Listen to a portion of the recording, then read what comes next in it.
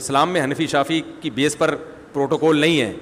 میں تو صرف یہ بتانے کے لیے کہ یہ جو پروپیگنڈا کیا جاتا ہے نا کہ سعودی عرب والے وہ مذاہب اربعہ کو نہیں مانتے, چاروں فقہ کو نہیں مانتے, جو ان فقہ کو فالو کرتے ہیں ان کو غلط سمجھتے ہیں, تو یہ غلط قسم کا پروپیگنڈا ہے. وہ چاروں فقہ کو مانتے ہیں, چاروں فقہ کے فالوورز وہاں پہ بڑی بڑی پوسٹوں پر موجود ہیں. مدینہ یونیورسٹی کے جو ابھی پرنسپل تھے چند سال پہلے تک وہ حنفی تھے. انہوں نے کوئی سعودیہ کی پالیسی کے خلاف کوئی بیان دے دیا تھا جس کی وجہ سے ان کو معزول کر دیا. تو اس بیس پہ نہیں کہ یہ حنفی ہیں, بلکہ اس بیس پر انہوں نے سعودی حکومت کی پالیسی کے خلاف بیان دے دیا تھا. تو وہاں یہ فرق نہیں ہے کہ آپ حنفی ہو یا شافی ہو یا حنفی ہو یا مالکی ہو یا حنبلی. اس سے ان کے ہاں یہ مسائل کہاں ہیں؟ ہمارے ہاں ہیں کہ جو فقہ حنفی کو فالو کر رہا ہے وہ اندھا مقلد ہے, وہ جنت میں نہیں جائے گا, ہم صرف قرآن و حدیث کو مانتے ہیں.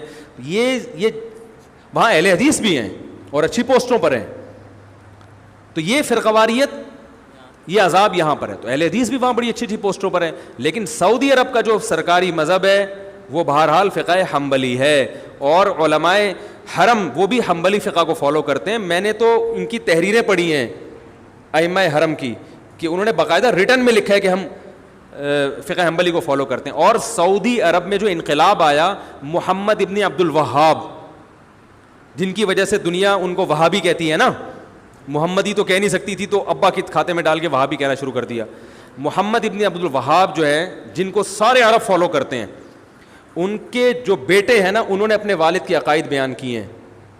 اس میں صاف طور پر لکھا ہے کہ ہم فقہ حنبلی کو فالو کرتے ہیں اور ہم نے پانچواں کوئی مسلک نہیں نکالا.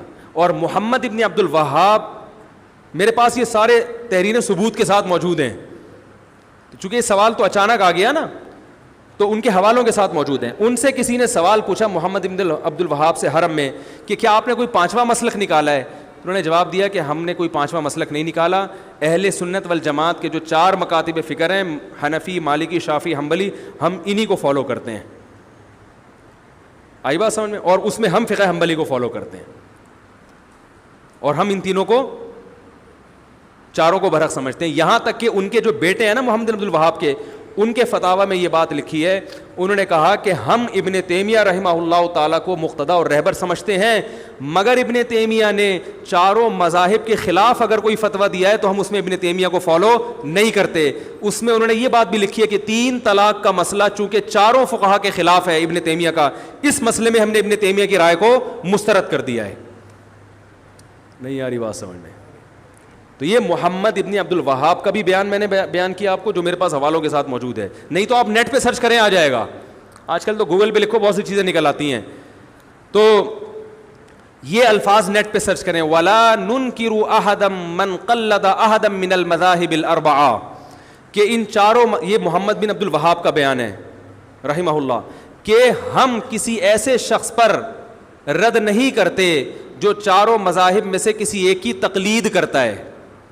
یہ نیٹ پہ گوگل پہ آپ الفاظ لکھ لیں, ٹھیک ہے, لا ننکر احدا من قلد احدا من المذاہب الاربعہ, گوگل پہ لکھیں گے, یہ ان کی ورڈنگ انشاءاللہ آ جائے گی.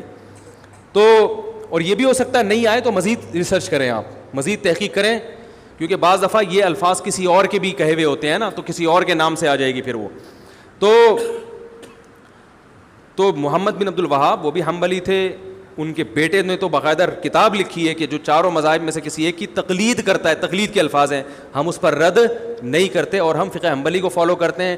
ابن تیمیہ رحمہ اللہ کو عرب لوگ بہت زیادہ مانتے ہیں, تو انہوں نے کہا ہم ابن تیمیہ کے فالوورز ہیں, لیکن ابن تیمیہ رحمہ اللہ نے چاروں فقہ کے خلاف اگر کوئی بات کی ہے تو ہم اس میں ابن تیمیہ کے قول کو رد کر دیتے ہیں. پھر انہوں نے 3 طلاق کی مثال بھی دی ہے. انہوں نے, سمجھ رہے ہیں کہ نہیں سمجھ رہے؟ تو یہ ہے. ہاں, لوگ یہ ایک اکثر کہتے ہیں کہ وہ تو قرآن و حدیث کی بات کرتے ہیں. تو بھائی فقہ حنبلی کو فالو کرنا قرآن حدیث کے خلاف نہیں ہے, سمجھ رہے ہیں؟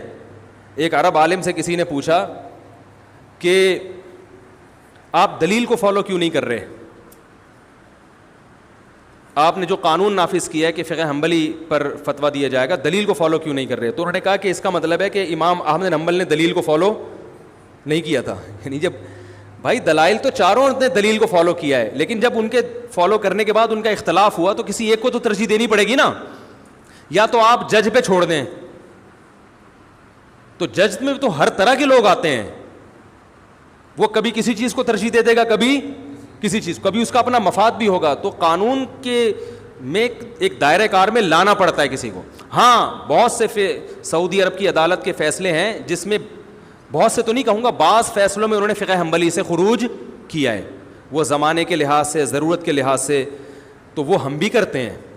تو ہم نے بھی بعض فتاوی ایسے ہیں ہمارے مدارس سے دیے جاتے ہیں جس میں فقہ حنفی سے خروج کیا, فقہ حنفی کو اس میں چھوڑا ہے انہوں نے. لیکن بالکل ہم کہتے ہیں آزاد ہو جاؤ, تو پھر قرآن و حدیث کا لیبل لگا کے آپ اگر خود سے ہر آدمی کو تحقیق کی اجازت دیں گے, اور پیچیدہ مسائل میں جن میں علماء کا اختلاف ہے, تو پھر تو یہ فرقواریت اتنی بڑھے گی, ہر آدمی ایک نیا فتویٰ لا رہا ہے. آپ دیکھ لو نا, طلاق کوئی دے کر آئے, ادھر جاؤ تو ادھر سے الگ فتویٰ مل رہا ہے, ادھر جاؤ تو ادھر سے الگ فتویٰ مل رہا ہے, اس کی قرآن حدیث کی تحقیق الگ ہے, اس کی تحقیق غامدی صاحب کے پاس چلے جاؤ گے, وہ بالکل ہی ایک مارکیٹ میں قرآن حدیث کی روشنی میں نئی تحقیق لے کر آ رہے ہوں.